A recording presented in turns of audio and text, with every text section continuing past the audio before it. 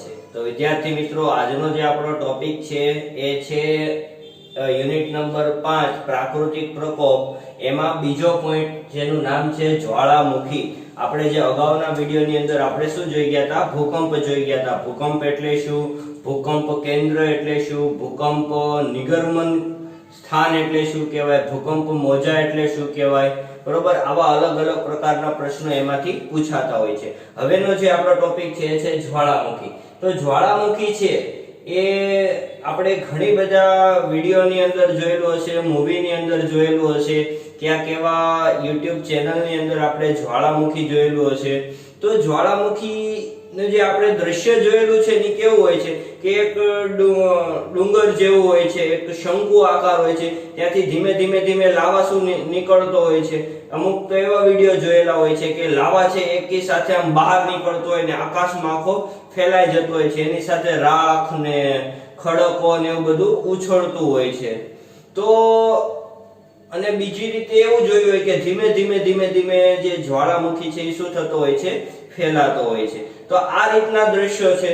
તો ઈ જે જ્વાળામુખી જોયેલા છે એ બધા શું હોય છે? એના અલગ અલગ પ્રકાર જોવા મળે છે। તો આપણે તો બહારનું દ્રશ્ય જોયું હતું, પણ રિયલ એની ઘટના શું થાય છે, પૃથ્વીના પેટાળની અંદર જે ઘટના શું બને છે એના વિશે આ વિડિયોની અંદર આપણે વાત કરશું। તો શરૂ કરીએ। ભૂસપાટીના નબળા ખડક સ્તરોમાં પડેલી ફાટ કે છિદ્ર। હવે ભૂસપાટી એટલે આપણને ખબર છે કે આપણી જે પૃથ્વી છે, બરોબર, એની અંદર જમીનનું પડ આવેલું છે। તો આ જે જમીનનું પડ છે એની નીચે શું રહેલા છે? ખડકો રહેલા છે। એ ખડકોના પીગળેલા રસને શું કહેવાય છે? મેગ્મા કહેવાય છે, અથવા એને શું કહેવાય? લાવા કહેવામાં આવે છે। આપણે જેને કહીએ ને લાલ લાલ ચોળ ધગધગતો લાવા હોય છે, એને શું કહેવાય? મેગ્મા તરીકે ઓળખવામાં। ઈ શેમાંથી બને છે? તો ખડકોના પીગળેલો રસ કહેવાય છે એને, બરોબર। એ આપણા ભૂસપાટીની અંદર આખો ફર્યા રાખે છે। તો આ જે ભૂસપાટીની જે આપણી જે પડ છે એ ક્યાંક શું હોય છે? નબળો હોય છે। હવે એની જે જાડાઈ જે હોય છે, આપણા જમીનનું જે પડ છે એ 65 થી 100 કિલોમીટરની જાડાઈ ધરાવતું હોય, બરોબર। તો અમુક 65 કિલોમીટર, અમુક 70 કિલોમીટરનું હોય છે। આ રીતે અલગ અલગ પડ હોય છે। તો જ્યાં નબળો ખડક હોય છે ત્યાં શું પડે છે? ફાટ પડે છે અથવા છિદ્ર પડે છે। આ પેટાળની અંદર ધગધગતો લાલચોળ મેગ્મા એટલે કે લાવા, વિવિધ કદ આકારના ખડકો, રાખ, વરાળ, વાયુઓ ઉપર શું આવતા હોય છે?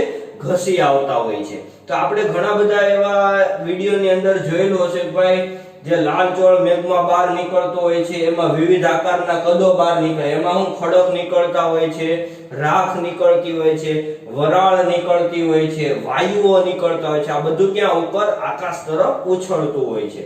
તો આ બધા જે છે એને શું કહેવાય છે? જ્વાળામુખી તરીકે એને ઓળખવામાં આવે છે। જ્વાળામુખી જે લાવા જે મેગ્મા છે એ જે બહાર નીકળે ને એની સાથે આ બધી વસ્તુઓ જે છે એ બહાર લાવતું હોય છે।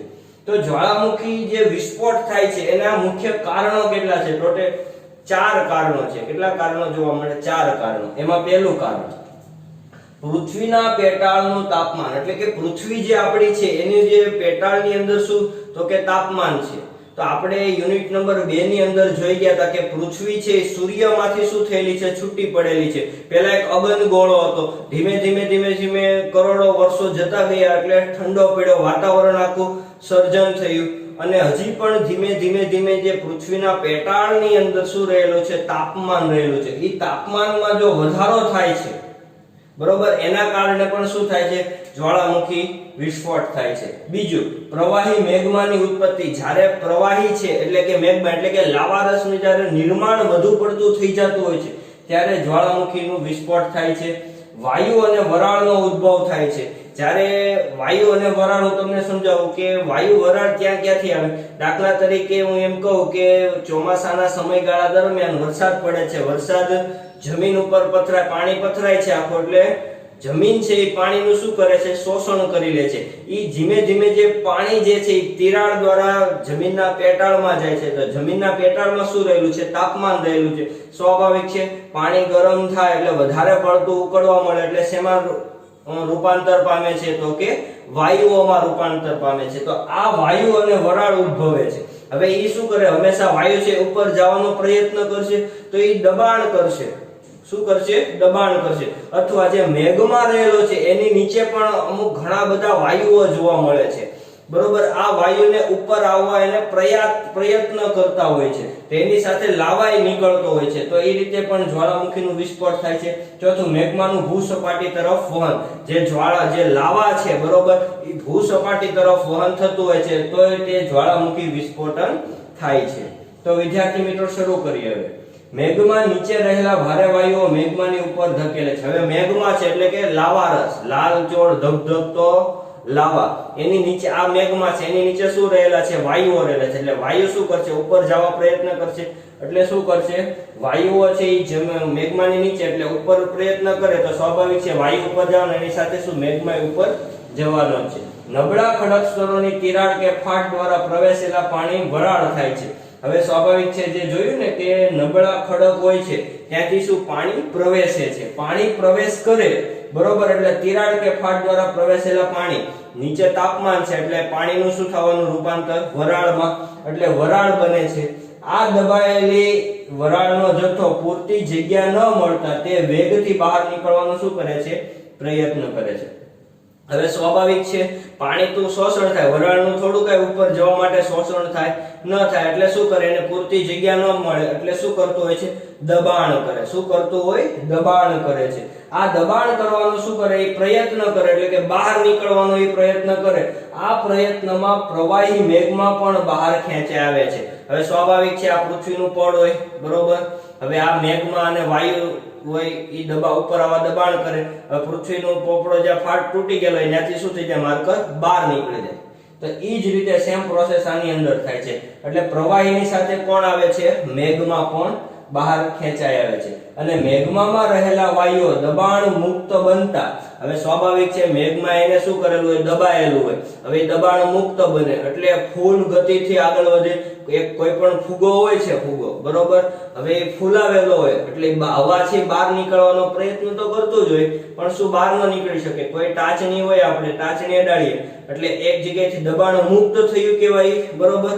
એને દબાણ ન લાગે એટલે એકી સાથે બહાર નીકળવાનું શું કરે? હવા પ્રયત્ન કરે છે. એની જેમ જ તે આ મેઘમામાં થાય છે, વાયુઓમાં થાય છે. મેઘમામાં રહેલા વાયુઓ દબાણ મુક્ત બનતા ભારે વિસ્ફોટ સાથે લાવા, વિવિધ કદ અને આકારના ખડકના ટુકડાઓ આકાશમાં ઉડે છે, જેને આપણે શું કહીએ છીએ? જ્વાળામુખી તરીકે આપણે એને ઓળખીએ છીએ. એટલે કે વાયુઓ જે રહેલા છે એ દબાણ મુક્ત થાય છે એટલે શું થાય? વિસ્ફોટ થાય છે. વિસ્ફોટ થાય એટલે અલગ અલગ કદના વાયુઓ, ખડકો, બરોબર, રાખ છે, આકાશમાં નાના નાના ટુકડાઓ, જમીનમાંથી જે કાંઈ પદાર્થો હોય એ બધું શું બહાર નીકળવાનો પ્રયત્ન કરે છે, અને એને જ આપણે શું કહીએ છીએ? જ્વાળામુખી તરીકે આપણે એને ઓળખીએ છીએ.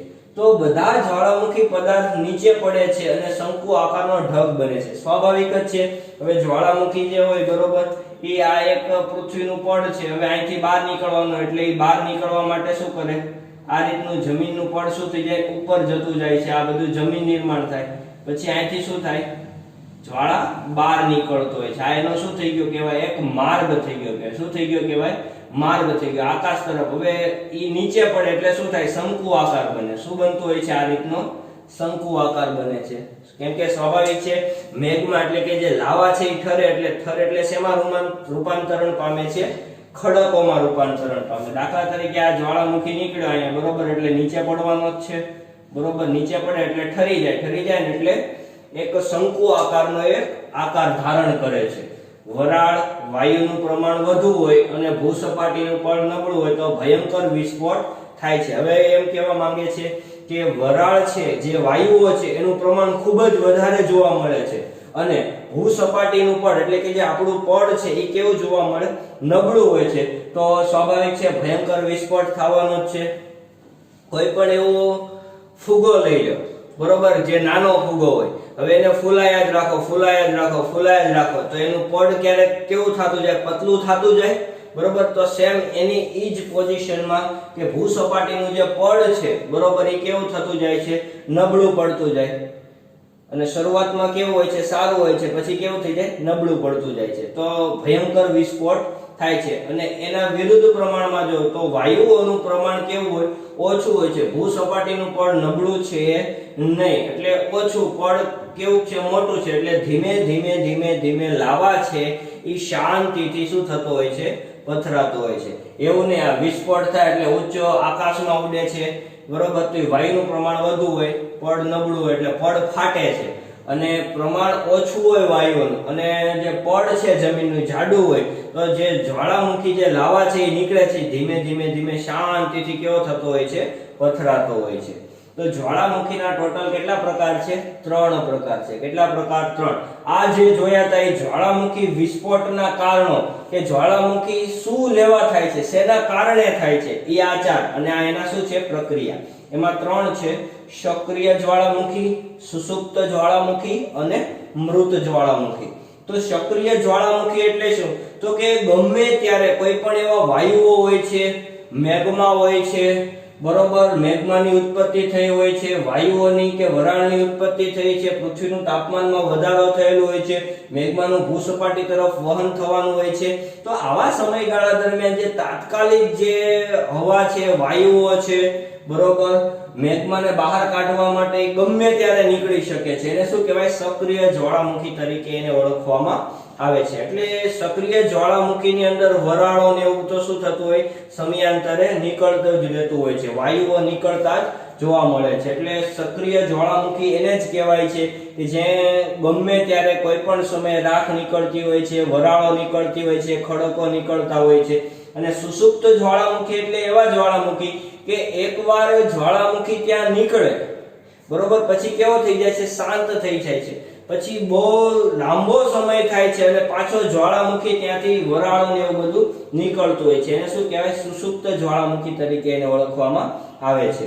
ત્રીજું આવે છે મૃત જ્વાળામુખી. મૃત જ્વાળામુખી એટલે શું? તો કે એક જ વાર જ્વાળામુખી નીકળેલો છે, ફરી બીજી વાર ત્યાંથી કોઈ દિવસ જ્વાળામુખી નીકળે નહીં. એને શું કહેવાય? મૃત જ્વાળામુખી તરીકે ઓળખવામાં આવે છે. આવો સક્રિય જ્વાળામુખી છે ને આપણા ભારતના અંદમાન અને નિકોબાર ના જે ટાપુઓ આવેલા છે એમાં બેરન નામનું જે ત્યાં શું છે, સક્રિય જ્વાળામુખી જોવા મળે છે. પછી મૃત જ્વાળામુખી, આપણો જે પાવાગઢનો જે ડુંગર છે, બરોબર, એ કેવો છે આખો? તો કે પથ્થરનો જ બનેલો. તો એ પથ્થર એટલે શું? તો કે ખડકો હશે. બહુ સમય પહેલા ત્યાં શું થયેલો છે? જ્વાળામુખી વિસ્ફોટ થયેલો હશે. ઈ જે જ્વાળામુખી વિસ્ફોટ થયેલો પછી કેવો થઈ ગયો? શાંત થઈ ગયો, બરોબર, એટલે કેવો થઈ ગયો? મૃત જ્વાળામુખી તરીકે પણ એનું શું છે, ઉદાહરણ છે.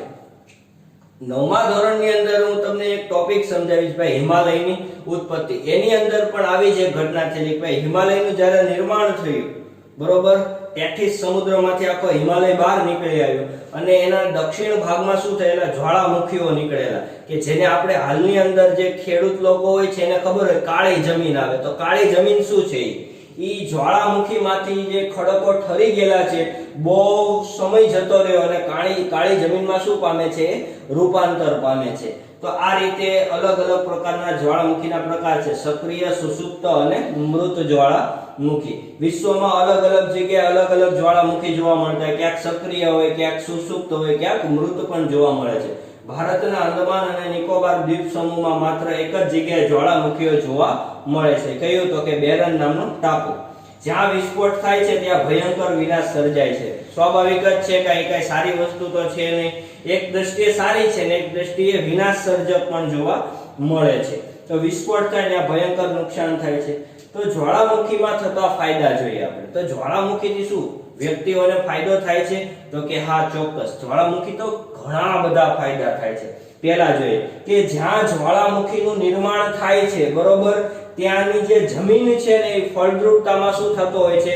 વધારો થતો હોય છે. મેં તમને પહેલા કીધું કે બહુ સમય પહેલા દક્ષિણ ભારતમાં શું થયેલી ઘટના બનેલી? જ્વાળામુખીનું નિર્માણ થયેલું હશે. એ જ્વાળામુખીના કારણે કાળી જમીનનું નિર્માણ થયું. તો કાળી જમીન કેવી છે? ગુણવત્તાવાળી છે, ફળદ્રુપ જોવા મળે છે. તો આવી જ રીતે જ્યાં જ્યાં જ્વાળામુખી જોવા મળે છે ત્યાંની જમીન કેવી હોય છે? ફળદ્રુપ હોય છે. અને ફળદ્રુપતામાં શું કરે છે? વધારો કરે છે. જાવા અને સુમાત્રાની લાવામાંથી બનેલી જમીનનો ખૂબ જ ફળદ્રુપ હોવાથી સારી ખેતી થાય છે. જાવા અને સુમાત્રાના જે લાવા મળે છે બરોબર, ત્યાંથી ઈ જમીન ખૂબ જ કેવી હોય છે, ફળદ્રુપ હોય છે, અને ફળદ્રુપતાના કારણે ખેતીમાંનો જે પાક છે એ પણ કેવો આવતો હોય છે, સારો આવતો હોય છે.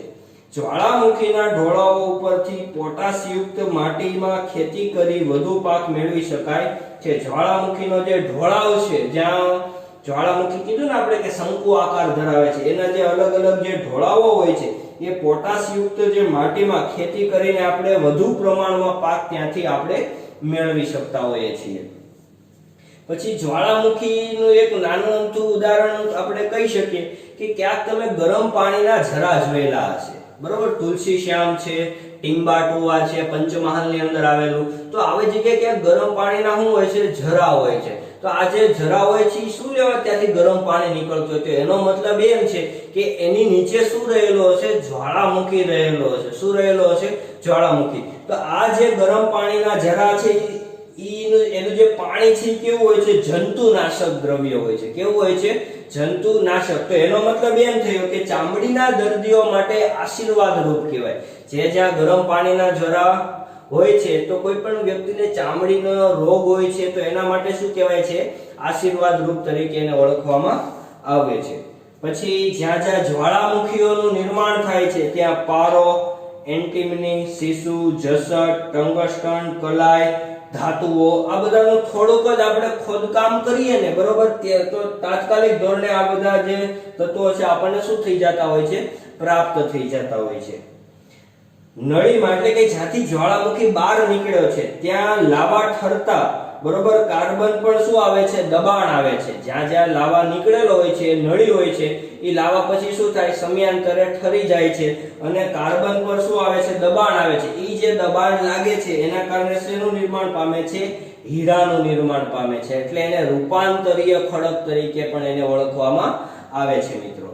હવે ફેંકાતા વિખડેલા ખડકો એટલે કે જ્યાંથી જ્વાળામુખી બહાર નીકળે છે એના કારણે હું અલગ અલગ તત્વો ફેંકાતા હોય છે બરોબર, અલગ અલગ ખડકો, પદાર્થોના નાના નાના જે પથ્થરો હોય છે બરોબર, એને લાપીલી તરીકે ઓળખવામાં આવે છે. કયા તરીકે ઓળખવામાં આવે છે, લાપીલી તરીકે. આને ખાસ યાદ રાખવાનું કે જે લાપીલી એટલે શું, તો કે જ્વાળામુખીમાંથી ફેંકાતા વિખંડિત ખડકોના પદાર્થના નાના નાના જે પથ્થરો હોય છે એને શું કહેવાય છે, લાપીલી કહેવામાં આવે છે. અને આ જે લાપીલી છે એને આપણે મનગમતો જે ઢાળ છે, જે ફેરફાર છે, મનગમતો ઘાટ આપી શકાય છે. એના કારણે એ વધારે ઉપયોગી બને છે. તો જ્વાળામુખી એક એવી વસ્તુ છે કે અલગ અલગ પ્રકારે વિસ્ફોટ થઈ શકે છે. અલગ અલગ પ્રકારના જ્વાળામુખી હોય છે અને આવા જ્વાળામુખીના જે ફાયદાઓ પણ ખૂબ જ જોવા મળે છે. આપણે જે અંદમાન અને નિકોબારના જે ટાપુઓ છે ત્યાં અસંખ્ય નાના નાના ટાપુઓ છે.